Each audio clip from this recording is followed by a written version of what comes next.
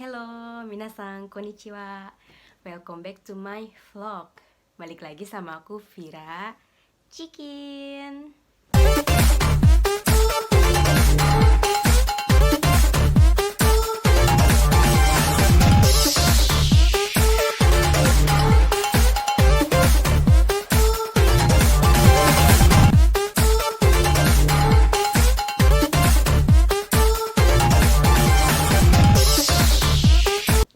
Jadi untuk kesempatan kali ini aku mau menceritakan bagaimana caranya aku bisa sekolah di Jepang. Jadi awal mulanya aku bisa sekolah di Jepang itu dulu setelah aku lulus SMA itu aku emang pengen banget sekolah yang jurusannya bahasa sastra Jepang. Tapi karena dulu nggak dapet yang negeri, jadi kayak udah down gitu loh, nggak mau kuliah gitu segala macem. Karena pengen banget gitu sekolah di universitas negeri. Terus dari situ kayak udah 6 bulan kalau nggak salah aku off dari apapun, nggak sekolah, nggak kuliah, cuma di rumah bantuin mama segala macem.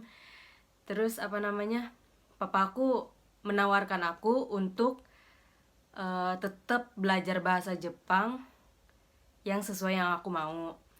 Tapi itu papaku menawarkannya kayak, kau mau nggak belajar bahasa Jepang di negaranya langsung. Aku langsung kaget kan, wow, belajar bahasa Jepang di negaranya langsung. Kayak oke, aku mau banget gitu kan. Tapi ada tapinya, antara konflik antara aku sama mamaku. Mamaku nggak menyetujui itu kan. Jadi akhirnya aku kayak mempercayakan mama aku supaya aku bisa loh tinggal di Jepang, aku bisa belajar di Jepang sendiri, aku bisa hidup mandiri. Terus akhirnya mama aku percaya, ya aku dibolehin untuk belajar di Jepang. Setelah itu aku sebelum datang ke Jepang itu aku belajar dulu selama 6 bulan itu di lembaga yang mengantarkan aku untuk belajar di Jepang. Tapi sebelum ke Jepang itu kita kan harus punya kemampuan berbahasa Jepang, walaupun bahasa Jepangnya yang standar gitu, yang pemula, buat orang-orang pemula.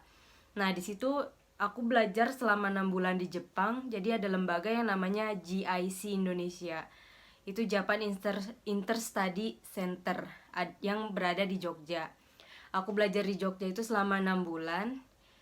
Ya, di situ istilahnya sih les gitu ya, tapi les seperti sekolah. Jadi setiap hari Senin sampai hari Jumat itu jam 9 kalau nggak salah, aku lupa, jam 9 sampai jam 2 siang atau 3 gitu.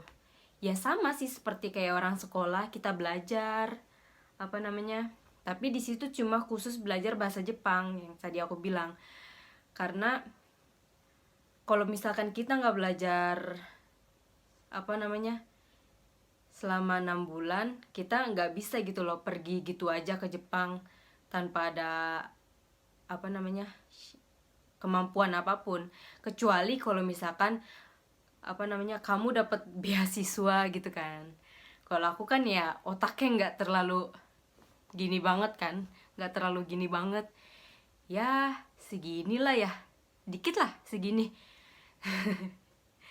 Ya jadinya aku lewat mandiri.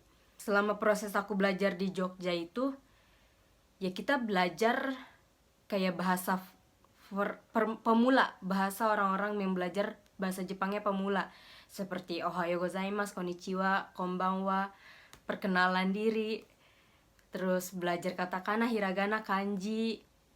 Tapi di situ selama 6 bulan, jujur, setelah 6 bulan itu kan kita ke Jepang ya. Setelah sampai ke Jepangnya langsung, berkomunikasi dengan orang Jepangnya langsung, itu semua hilang. Akhirnya mau nggak mau ya harus benar-benar tekun belajarnya gitu supaya kita bisa berkomunikasi dengan orang Jepangnya langsung. Ya karena gue pemula gitu kan datang ke sini cuma berdasarkan gue tahu Ohayo gozaimasu, konnichiwa, hajimemashite, nama hajimemashite, watashi no namae wa Fira desu, kayak perkenalan biasa gitu doang kan. Terus ya cuma tahu berdasarkan bahasa pemula. Akhirnya kelas gue ya otomatis gue masuk kelas yang paling rendah. Ya pastilah paling rendah karena gue nggak ada basic apapun. Ya cuma tahu apa namanya kayak perkenalan diri, aisatsu, konbanwa, konnichiwa, ohayo, gitu-gitu doang kan. Ya mau nggak mau harusnya dari bawah. Terus bahasa huruf juga kan gue nggak bisa baca dulu kan. Kalau misalkan kita mau baca gitu kan harus diartiin dulu nih ke Google Translate. Angkatan gue kan 3 orang yang masuk, itu kelasnya beda-beda. Jadi ada yang kelas yang di bagian pagi sama siang. Gue dapetnya siang karena orang siang tuh otaknya ya nggak terlalu gini loh, nggak terlalu gini. Terus dari situ gimana caranya gue bisa bisa naik ke kelas yang paling tinggi. Ya gue harus belajar. Gue harus belajar sendiri, bukan mau belajar di sekolah aja. Kalau misalkan belajar di sekolah aja ya nggak bakal maju gitu loh. Lu tetap di kelas itu aja sampai lulus.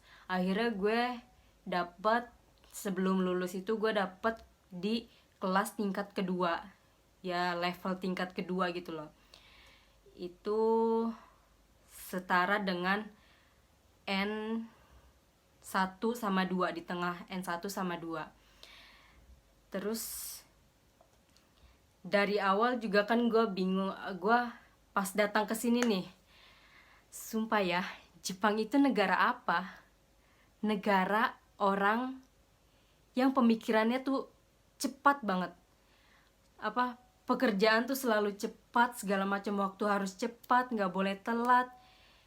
Itu tuh disiplin banget, benar-benar disiplin. Gue aja sistemnya kalau di sekolah dimanapun di Jepang nih, misalkan guru itu belum datang, lu masih aman.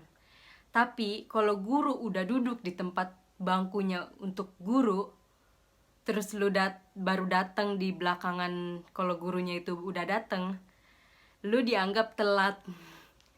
Tapi ada juga misalkan kalau belum di absen gitu, nama lu belum dipanggil, lu masih aman, terus masuk gitu, nama lu tiba-tiba dipanggil Vira sang, hai toka to. Kalau udah bilang hai pas di jamnya itu, lu masih aman. Tapi kalau misalkan lu udah dipanggil namanya, misalkan Vira, kayak nggak ada yang nyaut gitu, Vira nggak nyaut, yaudah lu udah dianggap telat. 1 menit aja tuh lu itu waktu berarti banget buat absen. Soalnya gue pernah baru datang nih, gue udah buru-buru lari segala macem. Itu pas banget tepat waktu gue buka pintu, nama gue dipanggil Vira, hai, aman dong. Soalnya absen itu tuh di sekolah, dimanapun tuh absen itu penting. Mau lu sakit kayak mau lu apa, sebisa mungkin lu datang.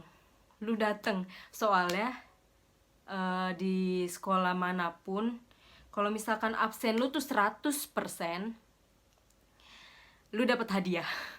Jujur ini bener-bener, absen lu 100, lu dapat hadiah uang.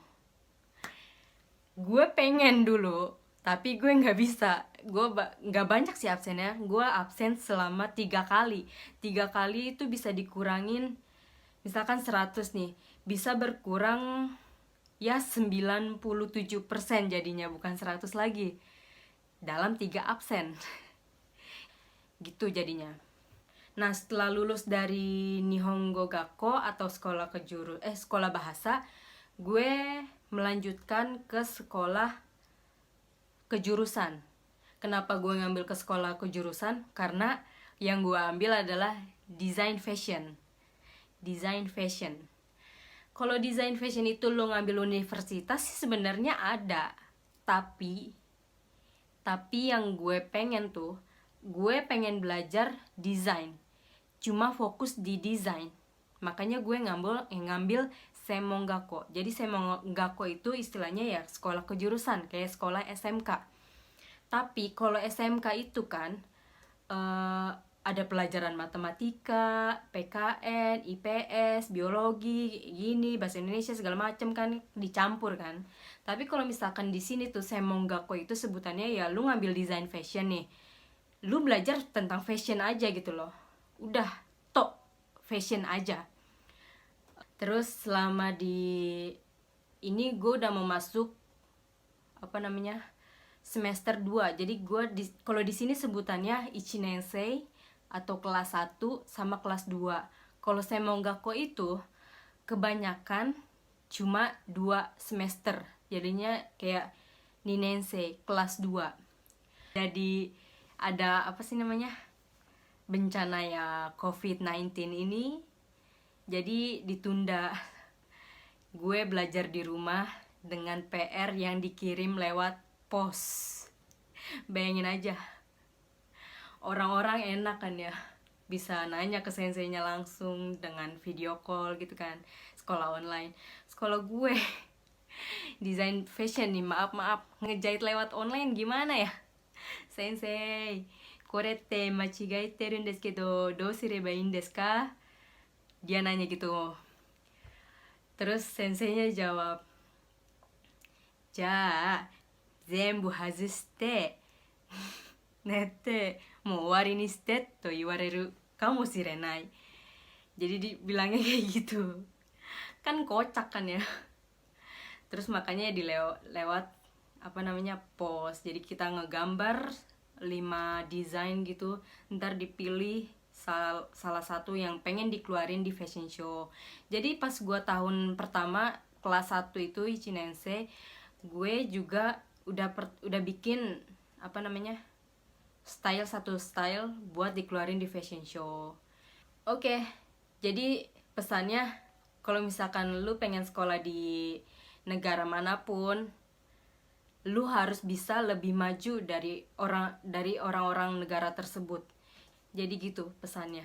Maaf kalau misalkan bahasa Indonesia gue menjelaskannya dengan tidak benar, mohon dimengerti ya. Karena tuh percampuran bahasa Jepang sama bahasa Indonesia di kepala gue tuh udah Asya, udah masuk semuanya, udah bercampur aduk gitulah. Oke, terima kasih buat yang udah mau nonton video ini. Jangan lupa like, comment, and subscribe atau subrek. Oke. Salam mua. Kiss.